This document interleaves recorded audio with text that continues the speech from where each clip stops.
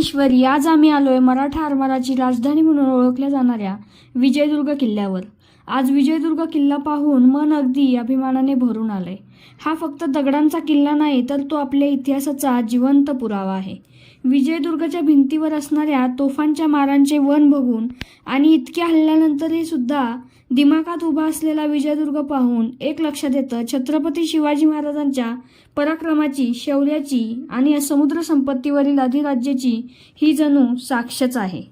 या किल्ल्याच्या प्रत्येक दगडात महाराजांच्या स्वराज्याचं बळ दडलेलं आहे। इथे उभा राहून जणू त्या काळातील रणधुमाळी तोफांचे आवाज आणि मराठी नौदलाचं सामर्थ्य डोळ्यासमोर उभं राहतं। या किल्ल्याचा प्रत्येक दगड बोलतो शौर्याची कथा। ती पूर्ण ऐकायची असेल तर माझ्या कॅप्शनमधील रिलेटेड व्हिडिओ ओपन करून नक्की बघा। जय शिवराय, जय शंभूराजे।